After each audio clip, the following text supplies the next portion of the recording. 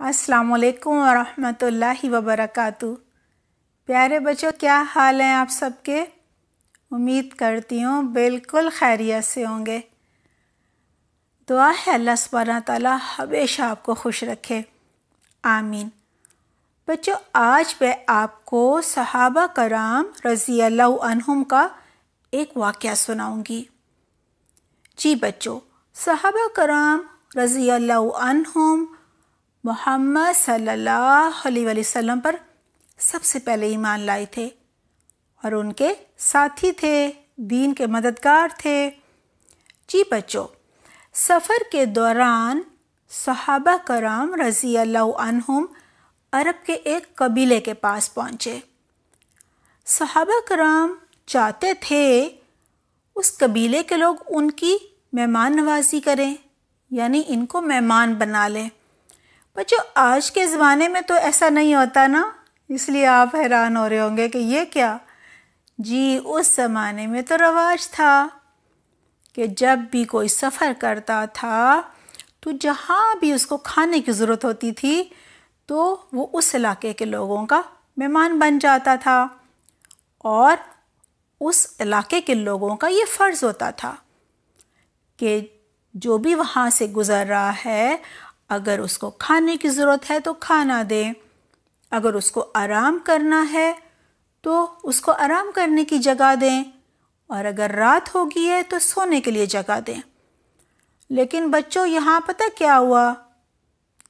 कबीले के लोगों ने मेहमानी करने से इनकार कर दिया। कहने लगे हमने तो नहीं करनी, हम बिल्कुल मेज़बान नहीं बनेंगे। बच्चों, इसी दौरान उस कबीले के सरदार को एक सांप ने काट लिया। अब तो कबीले के लोग बहुत ही परेशान हुए। उन्होंने बहुत कोशिश की, भाग दौड़ की, लेकिन सरदार तो ठीक ही ना हुआ। बहुत परेशान हो गए वो। आखिरकार वो बड़ी हिम्मत करके सहाबा कराम रज़ी अल्लाह अन्हुम के पास आए और कहने लगे, भाइयों, हमारे सरदार को सांप ने डस लिया है, बहुत इलाज करवाया, कोई फ़र्क नहीं पड़ा, आप दम कर दें। बच्चों, दम ये होता है कि आप कोई आयत पढ़ते हैं या कोई मसनून दुआ, मसनून वो होती है जो आप सल्लल्लाहु अलैहि वसल्लम ने पढ़ी होती है, पढ़ने को कहा होता है, उसको पढ़ें और फिर दम कर दें। उसके लिए आप मसा भी कर सकते हैं कि दर्द की जगह पे हाथ फेरते रहें और दुआ को बार बार पढ़ते रहें।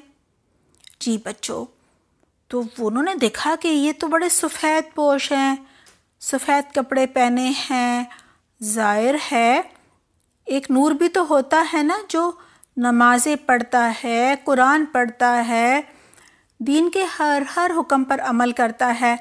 तो वो समझे कि ये तो वाकई नेक लोग हैं, लेकिन मेहमानी नहीं की थी उन्होंने।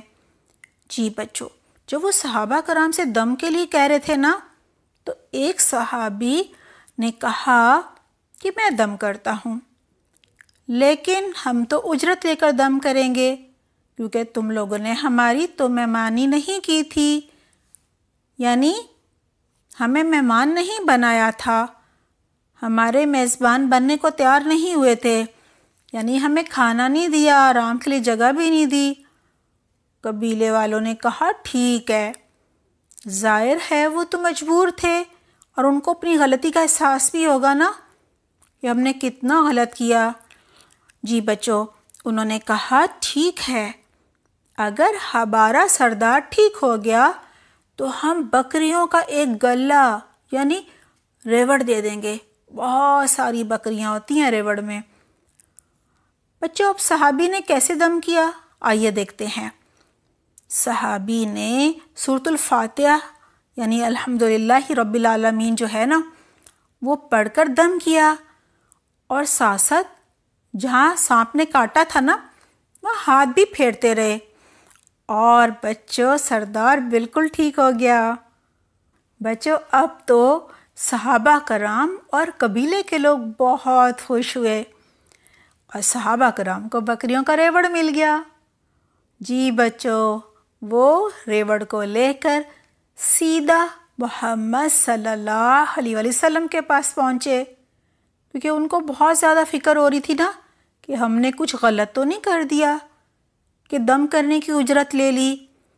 انہوں نے محمد صلی اللہ علیہ وسلم کو ساری بات بتا دی، یہی کہ انہوں نے ہماری میزبانی نہیں کی، ہم نے کہا بھی، اور پھر ان کے سردار کو سانپ نے ڈس لیا تو ہم نے دم کیا اور وہ ٹھیک ہو گیا۔ اللہ کی ظاہر توفیق تو اللہ کی ہوتی ہے نا، اور اللہ تعالیٰ نے ٹھیک کر دیا، لیکن ان کے ہاتھوں سے کروا دیا۔ جی بچوں، اس پر آپ صلی اللہ علیہ وسلم ہنس پڑے۔ کیوں؟ جی ابھی بتاتی ہوں۔ اور فرمانے لگے کہ ساری بکریاں تم آپس میں بانٹ لو اور میرا حصہ بھی نکالنا، یعنی مجھے بھی حصہ دینا۔ جی پیارے بچوں، کیا سمجھ آئی؟ یہی سمجھ آئی کہ